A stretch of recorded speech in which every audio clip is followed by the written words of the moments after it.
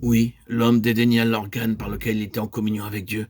Lorsqu'il dédaigna Dieu dans sa qualité de cour d'appel final pour toutes les questions et que, agissant sur la base de sa propre âme, il viola son esprit. Ce fut à ce moment-là que se leva dans l'homme le conflit qui s'est dès lors toujours continué. L'homme est une maison divisée contre elle-même et qui ne peut résister. Et nous trouvons en lui maintenant, comme dans le premier homme, ces deux côtés opposés, l'âme et l'esprit. Par nature, il est désormais essentiellement un homme de l'âme qui vit dans son âme et de son âme.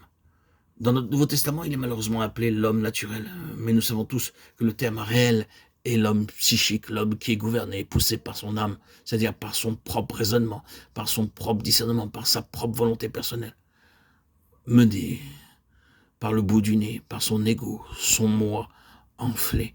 Voilà ce qu'est devenu l'homme. Et en contraste avec cela, nous trouvons dans le Nouveau Testament l'homme spirituel, celui qui est spirituel.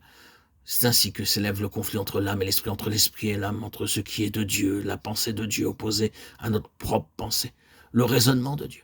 Si nous pouvons employer ce mot, la raison de Dieu, contraire à notre raisonnement, la volonté de Dieu opposée à notre volonté, les sentiments, les affections, les désirs de Dieu contraires à nos sentiments, à nos affections, à nos désirs. Ah, ces deux choses sont là maintenant, non pas dans l'homme non régénéré, mais dans l'homme régénéré.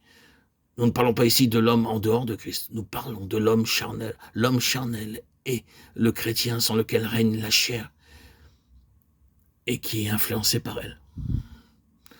Nous voyons donc l'âme et la place dans laquelle réside la chair, car la chair, dans son sens spirituel, et non pas dans son sens physique, est une chose mauvaise.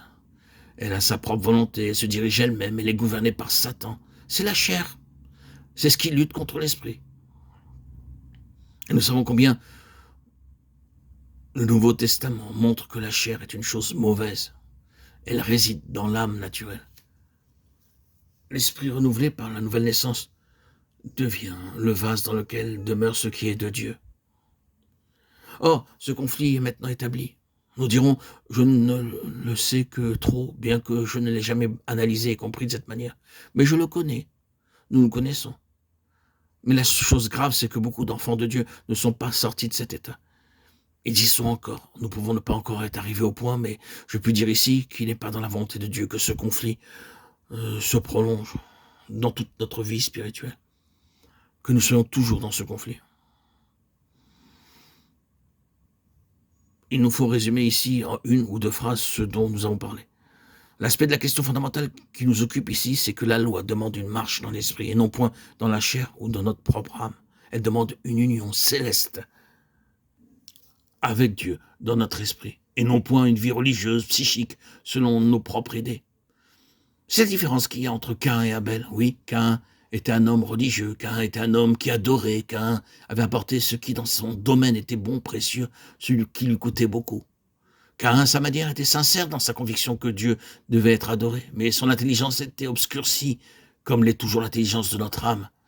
Par nature, nous ne connaissons pas les pensées de Dieu. L'homme naturel ou psychique n'accueille point les choses qui sont de l'esprit de Dieu, et ne peut les comprendre parce que c'est spirituellement qu'on en juge, qu'elles sont discernées. 1 Corinthiens 2,14.